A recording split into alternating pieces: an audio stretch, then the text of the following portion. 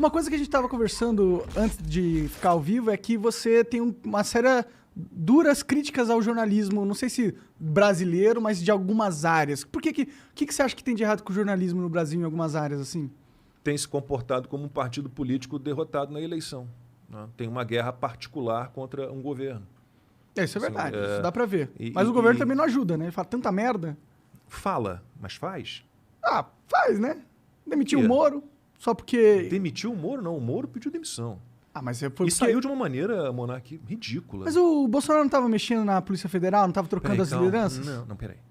A nomeação do diretor-geral da Polícia Federal é uma prerrogativa presidencial, uma prerrogativa do presidente. Mas ele não tinha prometido a história que hoje em dia várias pessoas usam, mas isso eu usei quando recebi a Joyce Hasselman no meu programa ainda na Band, logo depois da demissão do Moro. E ela falou, mas porque é crime, interferiu na Polícia Federal. Eu falei, deputada, é uma prerrogativa do presidente nomear o diretor-geral da Polícia Federal.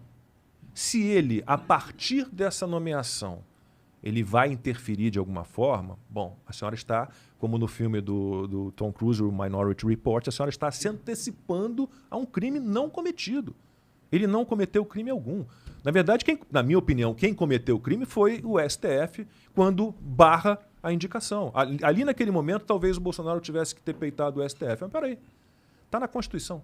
Quem indica o diretor-geral da Polícia Federal sou eu, o presidente da República. Por que eu não posso indicar? Mas não é um pouco engraçado, ele não tá nem aí para nenhuma outra Polícia Federal, mas aqui tem os filhos dele na mira, ele tá aí e aí troca a parada. Ele estava trocando o diretor-geral, que é uma prerrogativa dele. Mas não o superintendente é o diretor-geral que decide. Então... Mas ele não tentou trocar os caras do Rio?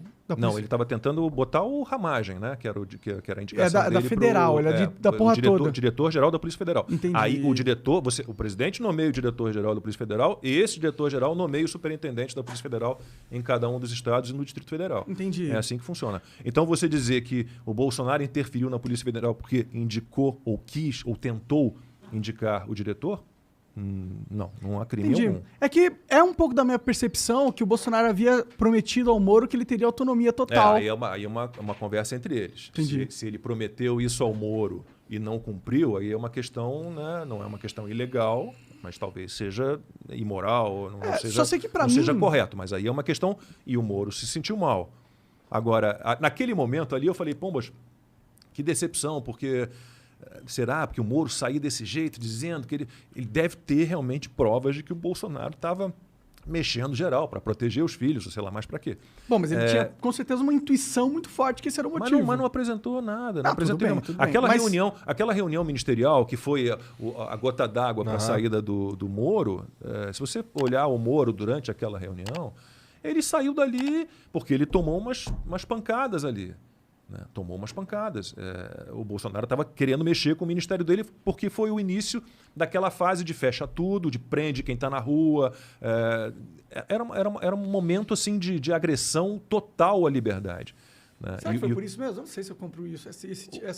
O Moro se sentiu... O Moro tinha uma credibilidade, não tinha? Mas ele se sentiu de alguma forma... É como se você levasse um pito, né, no seu colégio, na frente dos seus colegas de colégio, ficasse... com vergonha e pedisse para sair do colégio. Chegasse em casa, no caso dele, ele pediu para sair do governo. Então, assim, tomou um pito. Você está falando que foi uma infantilidade a forma que ele agiu. Eu sempre fui um grande admirador do juiz Sérgio Moro. Né? Essa história de o STF descondenar, né? Que agora é o verbo, descondenar o Lula, de anular processos. Tudo que eu sei dos processos, das sentenças do Moro contra o Lula são sentenças absolutamente perfeitas, né, embasadas, com provas sobradas, como disse lá o Gebran Neto, o juiz do TRF, que julgou em segunda instância. Então, eu sempre fui um grande admirador do juiz Sérgio Moro. Né? Achei que ele, quando começou o governo, era muito mais um ministro da Segurança Pública e estava indo direitinho. Agora...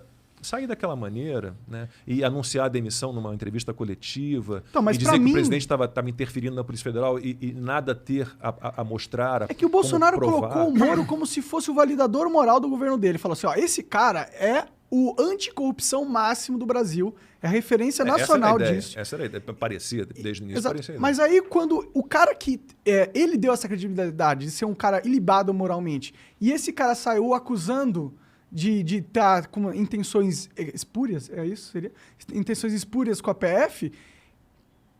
Não dá pra só descredibilizar que aquele cara fez... Ok que tem que provar pela lei. Mas pela interpretação do cidadão médio, que sou eu fico falando, tem caroço nesse angu? Mas não mostrou nada. Não, tudo bem, mas tem caroço nesse angu. Mas não mostrou nada. Com certeza. Não mostrou nada. Mostrou nada. O Reinaldo Azevedo jura de pé junto que não tem prova contra o Lula também. Mas ele mudou de opinião, né? Porque ele escreveu um livro contra o PT, falando das falcatruas todas do PT, e de repente ele acha que o Lula é, como diz o próprio Lula, a alma mais honesta do Brasil.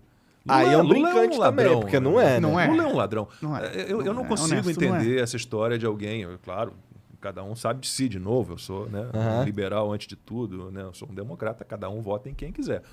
Agora, é complicado compreender como é que alguém, né, ainda pensa em votar no Lula. Mensalão tá aí, cara. Petrolão tá aí. Cara, 5 bilhões de reais foram recuperados. Havia, né? Porque agora já não sei mais nada, é possível que tenham que devolver esse dinheiro todo. Havia 14 bilhões de reais em recuperação ainda. Então, peraí. Tem produto, acharam, né? tem produto do roubo, mas não teve roubo? Isso é esquizofrênico, isso não existe.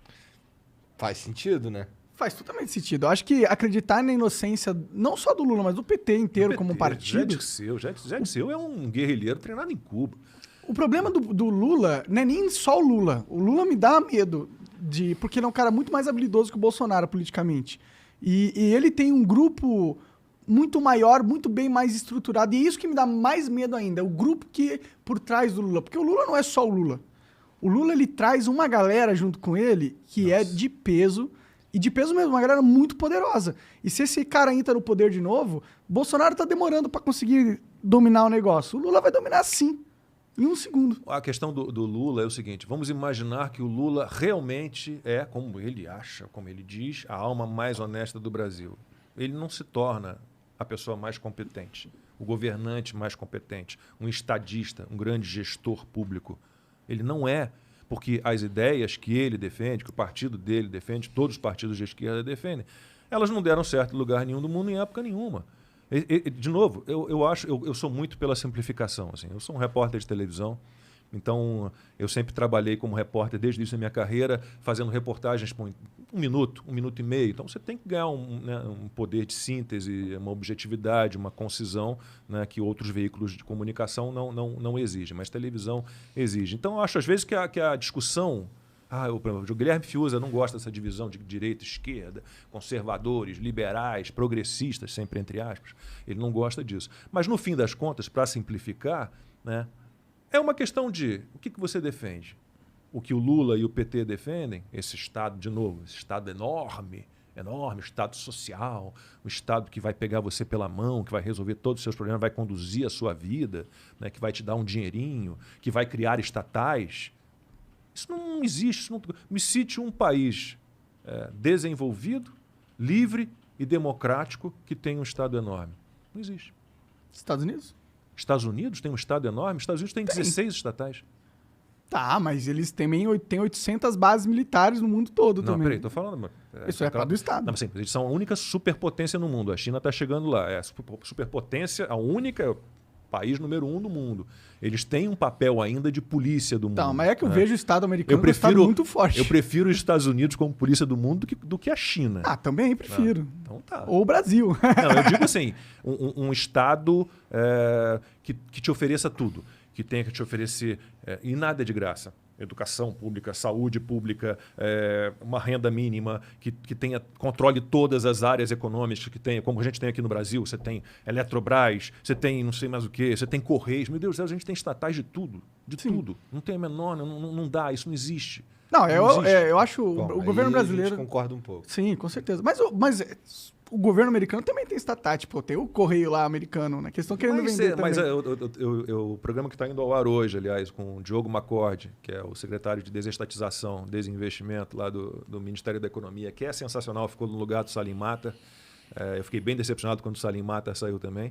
Porque, bom, tudo bem, isso é uma falha, mas que tem a ver muito com o Congresso também. A gente poderia ter privatizado mais, né?